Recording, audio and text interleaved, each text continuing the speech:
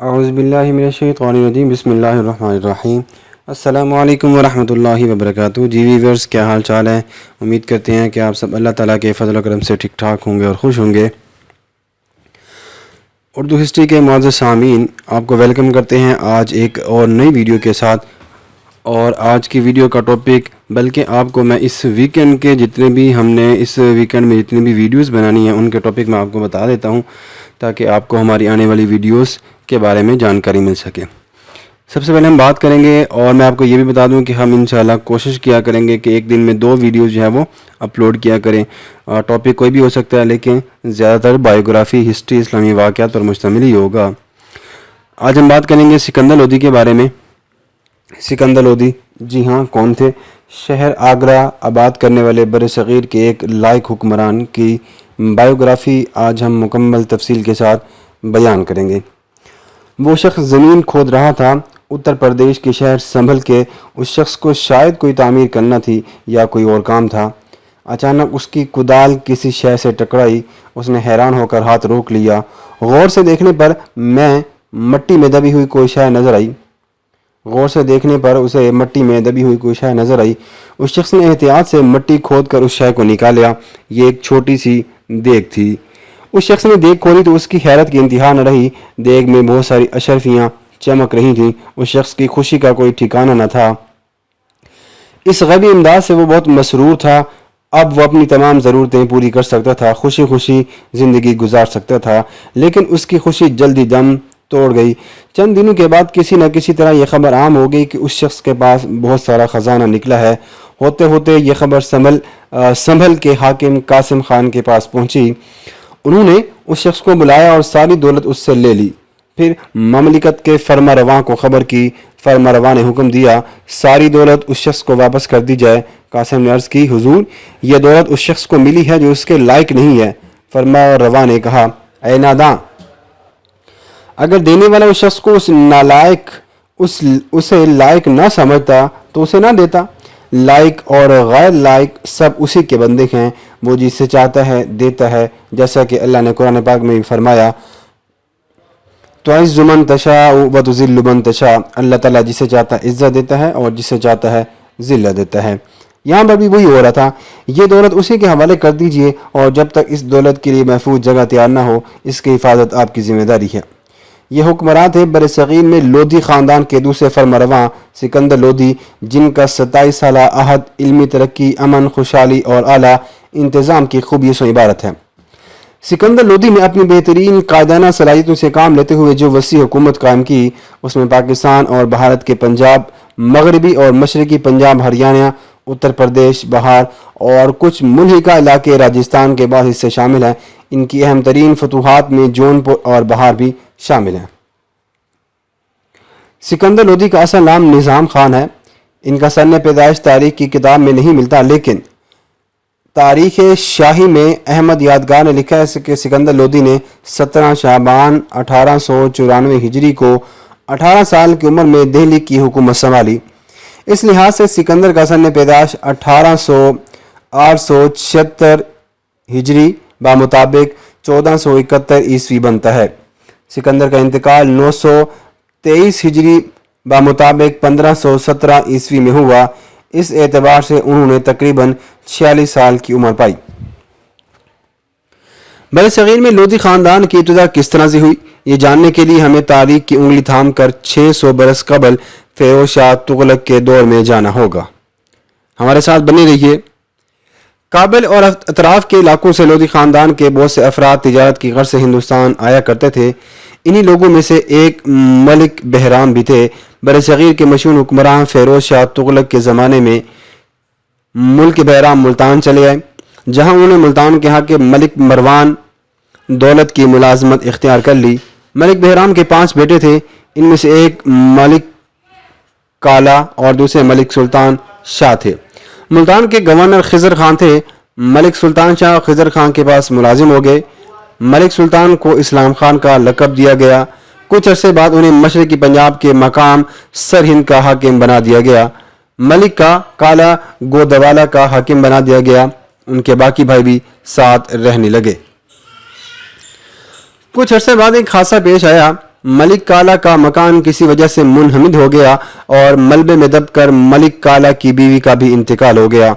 وہ ان دنوں امید سے تھیں اور ان کا بچہ پالا گیا.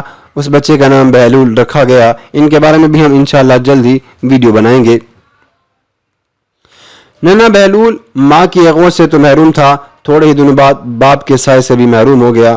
ملک کالا تنازعات میں مارے گئے. بہلول کے چچا اسلام خان، مطلب جس کے بارے میں ہم نے کل بات کی تھی، سلطان شاہ نے اپنے معصوم بھتیجے کو سرہند بلا لیا.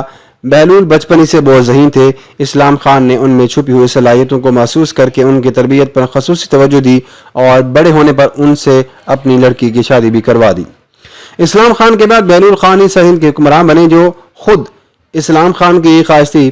اس زمانے میں دہلی پر سلطان محمد شاہ کی حکومت تھی، جن کا تعلق خاندان سادات سے تھا. خاندان سادات خاندان تغلق کی حکومت کے خاتمے کے بعد برسر اقتدار میں آیا تھا، لیکن اس خاندان کی حکومت سمٹ کر بہت چھوٹی سی رہ گئی تھی. بہلول نے سرہند کا حکمراں بننے کے بعد محسوس کیا کہ برصغیر بہت چھوٹی چھوٹی غیر مستحکم حکومتوں کے درمیان بٹ چکا ہے. چنانچہ ایک مضبوط اور مستحکم حکومت قائم ہونی چاہیے. انہوں نے پنجاب کے بیشتر علاقوں کو ایک ایک کر کے فتح کر لیا، جن میں لاہور اور ملتان بھی شامل تھے.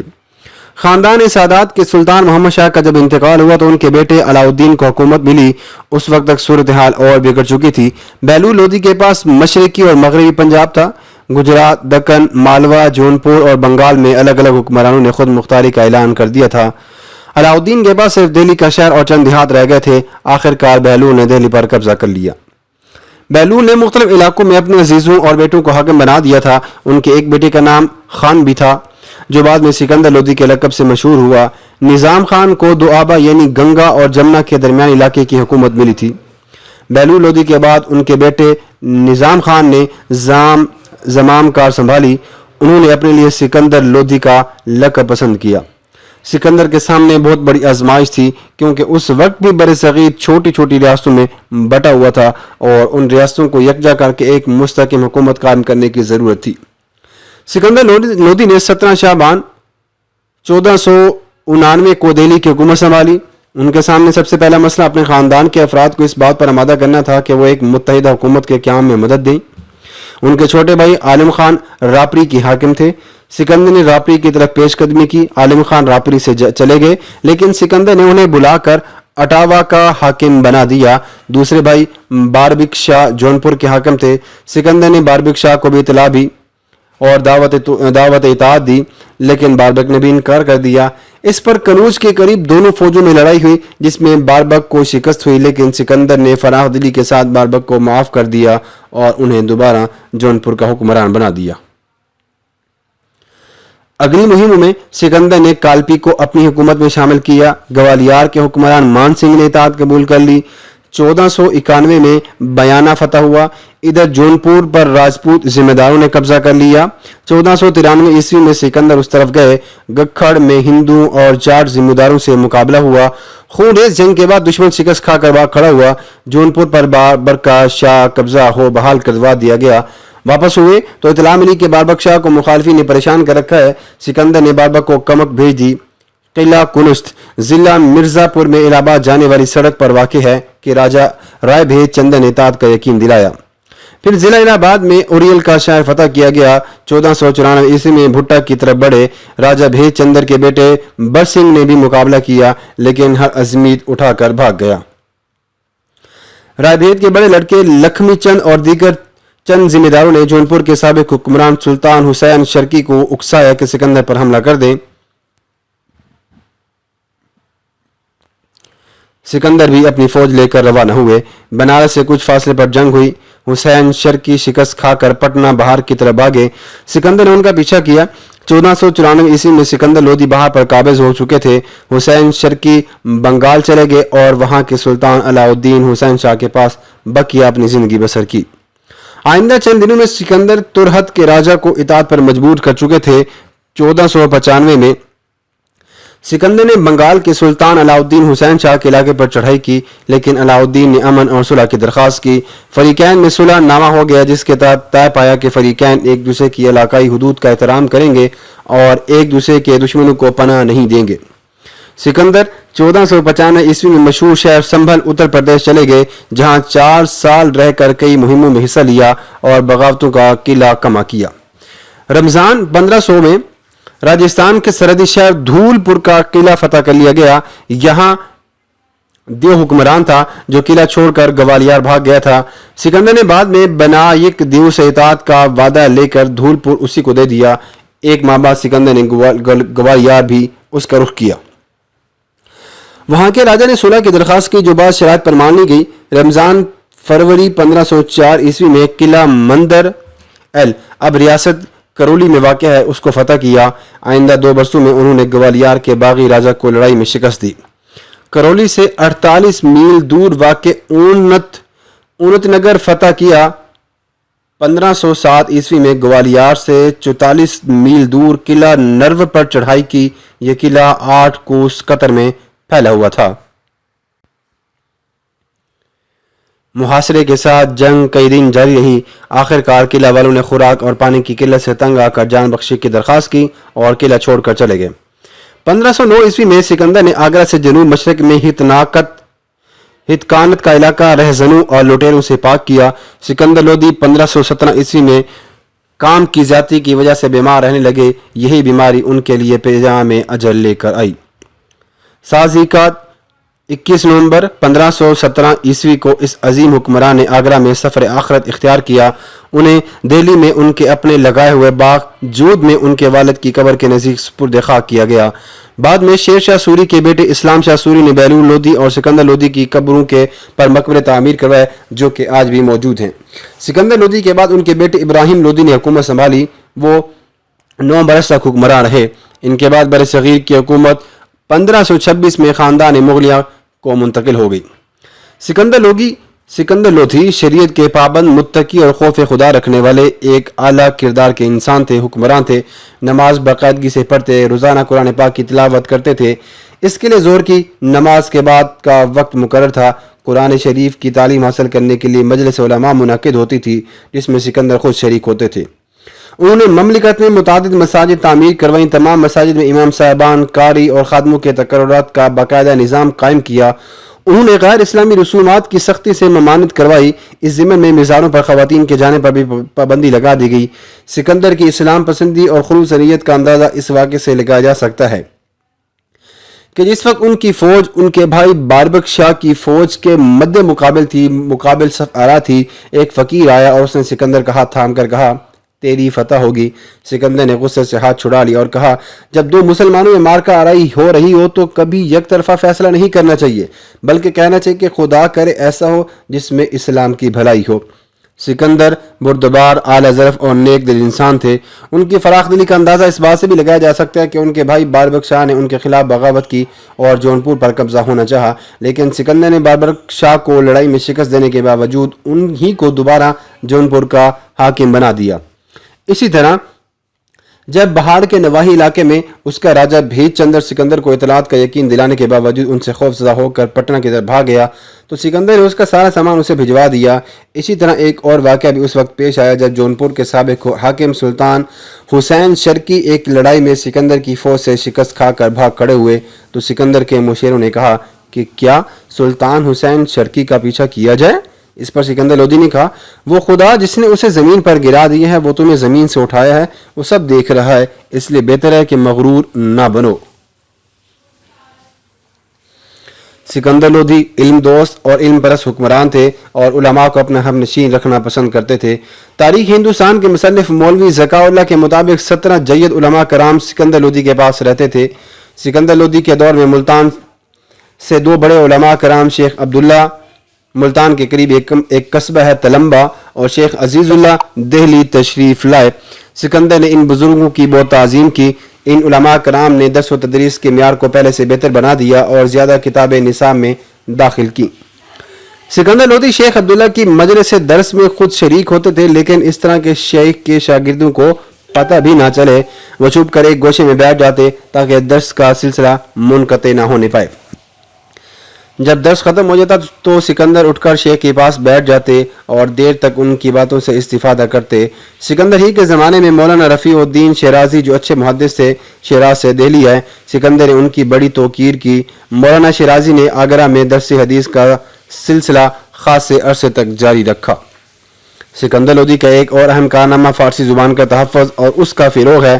سکندر نے جب حکومت کی باغ دوڑ سنبھالی تو برصغیر پاک و ہند تبدیلیوں کے عمل سے گزر رہا تھا۔ دہلی کی مرکزی حیثیت ختم ہو جانے کے بعد بہت سے خود مختار ریاستیں وجود میں آ چکی تھیں۔ ان ریاستوں میں اکثر حاکم مسلمان تھے، لیکن ہر جگہ مقامی رجحانات غالب تھے۔ مثلا بنگال میں بنگالی زبان رواج پا رہی تھی، جنوبی ریاستوں میں دکنی زبان کا عام چلن تھا، ایک دو ریاستوں میں مراٹھی زبان کو اہمیت دی جا رہی تھی۔ یوں فارسی زبان اپنی سرکاری حیثیت تقریباً کھو بیٹھی تھی۔ سکندر نے ان تمام مقامی زبانوں کو کما حق اہمیت دینے کے ساتھ ساتھ فارسی زبان کو سرکاری سطح پر رواج دے دیا۔ بر صغیر میں اسلامی حکومت کے قیام کے بعد بھی حساب کتاب مقامی زبانوں میں رکھا جاتا۔ ہندو پٹواری، قانون گو اور محاسب الگ الگ مقامی زبانوں میں ریکارڈ رکھتے تھے۔ سکندر لودھی نے حکم دیا کہ حسابات فارسی زبان میں رکھے جائیں، چنانچہ ہندو ملازمین کو فارسی زبان سیکھنی پڑی۔ بہت سے ہندوؤں نے فارسی میں کمال حاصل کیا اور ان میں فارسی زبان کے بہت سے اچھے شاعر پیدا ہوئے۔ مثلا پنڈت ڈونگر مل فارسی کے اچھے شاعر تھے۔ ہندوؤں کے فارسی سیکھنے کا ایک بڑا فائدہ یہ بھی ہوا کہ سنسکرت کی کئی اچھی کتابوں کے ترجمے فارسی زبان میں کیے گئے۔ سکندر لودھی خود بھی نئی کتابیں تصنیف کروانے اور تراجم کروانے میں سے دلچسپی رکھتے تھے۔ وہ علم کی ہر شاخ سے متعلق کتابیں لکھواتے تھے۔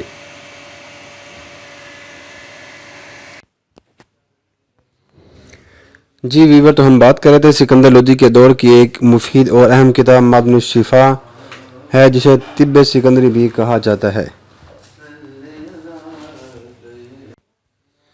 اس کتاب کو میاں بھو نے تحریر کیا تھا، جو سکندر کے امراء میں سے ایک تھے۔ انہوں نے سکندر سے کہا تھا کہ حکمائے ہند کی کتابوں کا فارسی زبان میں ایسا خلاصہ مرتب کیا جانا چاہیے جس میں تمام مشہور ہندوستانی طبیبوں کے نسخوں اور دواؤں کا ذکر آ جائے۔ سکندر کو یہ مشورہ بہت پسند آیا، چنانچہ انہوں نے خراسان اور ہندوستان کے طبیبوں کو جمع کیا اور ان اتباع سے یونانی اور ہندوستانی طب کی کتابوں سے مضامین کا انتخاب کروایا۔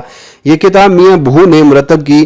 کتاب کے 500 صفحات تھے اور اس میں 1107 امراض اور ان کے علاج کے لیے دواؤں کا ذکر موجود تھا۔ ہندوستان میں اسلامی طب کی تدوین میں اس کتاب کو تاریخی حیثیت حاصل ہے۔ یہ کتاب آج بھی استعمال ہوتی ہے۔ سکندر کے دور میں مختلف قسم کے قدیم مخطوطات بھی جمع کیے گئے۔ ایک فرہنگ سکندری کے نام سے مرتب کی گئی۔ سکندر لودھی کے عہد کی سب سے مشہور ادبی شخصیت شیخ جمالی کی ہے۔ شیخ جمالی بڑے پائے کے صوفی، شاعر اور تذکرہ نگار تھے۔ انہوں نے اپنی عمر کا ایک حصہ سیر و سیاحت میں گزارا۔ وہ عراق، خراسان، روم اور شام گئے۔ ہرات میں وہ مولانا جامی سے ملے۔ مولانا جامی ان سے بہت متاثر ہوئے۔ سکندر نے بھی جب شیخ جمالی کے اشعار سنے تو وہ ان سے ملنے کے لیے بےتاب ہو گئے۔ جب شیخ جمالی دہلی آئے تو سکندر لودھی نے ایک قطعہ کہا جس میں شیخ جمالی سے سنبھل آنے کی درخواست کی گئی۔ ان دنوں سکندر سنبھل میں تھے۔ سکندر نے یہ قطعہ اپنے ہاتھ سے لکھ کر دہلی بھیجا تھا۔ انہوں نے شیخ سے ان کی مثنوی کی کتاب مہر و ماہ کی بھی درخواست کی۔ شیخ خود تو نہ آئے، البتہ مثنوی کی کتاب بھیج دی۔ سکندر نے شیخ جمالی کے استاد شیخ سماع الدین سے درخواست کی کہ وہ شیخ جمالی کو لے آئیں۔ شیخ سماع الدین نے شیخ جمالی کو راضی کر لیا۔ جب شیخ جمالی سنبھل کے قریب پہنچے تو سکندر لودھی نے 2 میل آگے آ کر شیخ کا استقبال کیا۔ بعد میں سکندر لودھی نے شیخ جمالی کو اپنے سے بہت قریب رکھا۔ شیخ بھی سکندر سے متاثر ہوئے اور سکندر کی وفات پر انہوں نے بہت دردناک اشعار کہے تھے۔ شیخ جمالی کی اہم کتاب سیر العارفین ہے، جس میں ہندوستان کے مشائخ کا تذکرہ موجود ہے۔ یہ علماء کرام کی مستند سوانح عمری ہے۔ ان کا دیوان 8000 اشعار پر مشتمل ہے۔ سکندر کے دور میں جونپور کے ایک عالم شیخ الہدایہ تھے۔ انہوں نے فقہ کی شرح کی۔ سکندر لودھی خود بھی فارسی کے اچھے عالم اور شاعر تھے۔ وہ گل رخ تخلص کرتے تھے اور شیخ جمالی سے اصلاح لیا کرتے تھے۔ سکندر نے روزانہ چند گھنٹے اہل علم اور شعراء کے ساتھ بحث و مباحثہ کے لیے مخصوص کر رکھے تھے۔ سکندر علم کے شیدائی تھے اور عالموں کو دوست رکھنا پسند کیا کرتے تھے۔ وہ عمومی علم کے ساتھ ساتھ اسلامی تعلیمات کو فروغ دینے کے خواہشمند تھے۔ سکندر علماء کی رائے کا نہایت احترام کرتے تھے اور ان سے شرعی مسائل بھی پوچھا کرتے تھے۔ ان کے مزاج میں گو کہ تھوڑی حصی سختی تھی اور مذہب کے معاملے میں وہ قدرے جذباتی ہو جاتے تھے۔ جب انہیں شرعی احکام کا حوالہ دیا جاتا تو اپنی رائے پر نظر ثانی کر کے درست موقف اختیار کر لیتے تھے۔ सिकंदर लोदी ने ममलिकत में खुशहाली लाने और इसे बरकरार रखने के लिए अहम इकदामात किए थे। वो सख्त मेहनत के आदी थे। उनकी मसरूफियात का निज़ाम मुलाकात मुतय्यन था। वो इंतज़ामी उमूर पर कड़ी नज़र रखते थे। उनका हाफ़ज़ा भी गज़ब का था। उनकी निगाहों से कोई मामला पोशीदा न रहता था। सिकंदर के दरबार में रोज़ाना मंडियों में अशियाए सर्फ और अनाज के भाव पढ़कर सुनाए जाते थे। ममलिकत के मुख्तलिफ हिस्सों के अहम हालात से भी सिकंदर को आगाह किया जाता था। अगर सिकंदर किसी किस्म की तब्दीली चाहते तो इस ज़मीन में ज़रूरी हिदायत जारी कर देते थे। डाक का निज़ाम बहुत उम्दा था। जगह जगह डाक चौकियाँ बनी हुई थी जिन पर ताज़ा दम घोड़े हर वक्त तैयार रहा करते थे। सिकंदर का दरबार भी बहुत पुरवकार होता था। इस दरबार में कोई नाशाइस्ता या नाजेबा गुफ्तगू या काम नहीं कर सकता था। सिकंदर नज़्म ज़ब्त के सख्ती के कायल थे। चुनाचे उनके दरबार में ज़ाब्तों की पूरी तरह पाबंदी की जाती थी। सिकंदर जाहो खशम और करोफर के आदी न थे। वो ज़र्क बर्क लिबास पहनने की बजाय सादा लिबास ज़ेब तन करते थे और तकल्लुफ़ात से इज्तिनाब करते थे। मशहूर शहर आगरा बसाने का एहसास सिकंदर लोदी को ही हासिल है। सिकंदर अपना दारुल किसी मौजू जगह बनाना चाहते थे। उन्होंने इस गर्ज से दरिया जमुना के किनारे का इंतखाब किया। 1505 ईस्वी में वो दिल्ली से मथुरा आए। पहले उन्होंने माहिरीन की एक जमात इस इलाके में भेजी जहां नया शहर बसाना मकसूद था। माहिरीन कश्ती में सवार होकर दरिया के किनारे के साथ साथ चले। उन्होंने अच्छी तरह देखभाल करके वो मकाम पसंद कर लिया जहां आजकल आगरा आबाद है। इन्होंने सिकंदर लोदी को अपनी आरा से आगाह किया। सिकंदर लोदी खुद उस जगह पर पहुंचे। यहाँ उन्होंने दो बुलंद टेले नजर आए। उन्होंने एक मलाह से पूछा कि इन दो बुलंदियों में से कौन सी बेहतर है। मलाह ने कहा जो भी आगरा यानी साद हो। सिकंदर ने मुस्करा कर कहा इस शहर का नाम आगरा होगा। इसी तरह मौलवी सकाउल्लाह ने तारीख़ हिंदुस्तान में यह भी लिखा है कि उनके मुताबिक मलाह ने सिकंदर का सवाल सुनकर कहा था वो जो आगरा है यानी वो जो आगे वाला टीला है। इसी तरह सिकंदर ने यहाँ पर एक किला भी तामीर करवाया था जिसका नाम किला बादलगढ़ रखा गया। बाद में मुगल शहंशाह अकबर ने इस किले की जगह एक और किला तामीर करवा दिया। सिकंदर ने आगरा में एक बारादरी भी तामीर करवाई थी जो आज भी मौजूद है। आगरा ने बहुत जल्द अहमियत हासिल कर ली। दुनिया इस्लाम के बहुत से हिस्सों से माहिरीन इल्म फ़न यहाँ आकर आबाद हो गए। ये शहर जंगी और तिजारती लिहाज से निहायत अहम मरकज़ बन गया क्योंकि जनूब में ग्वालियर और मालवा, मगरब में राजपूताना, शुमाल मगरब में दिल्ली और पंजाब और मशरक़ में वादी गंगा को जाने वाले रास्ते आगरा ही से गुजरते थे। सिकंदर लोदी ने आगरा से धूलपुर तक हर 10 मील के फासले पर सराय और इमारतें भी तामीर करवाईं।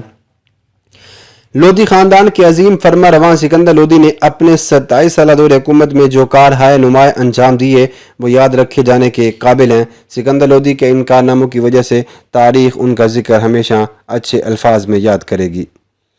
दोस्तों ये थी आज की वीडियो। उम्मीद करते हैं कि आपको ज़रूर पसंद आएगी। अगर आपको हमारी वीडियो पसंद आ रही है तो हमारे चैनल को सब्सक्राइब करने के साथ साथ बेल आइकन को भी ज़रूर प्रेस कर लें।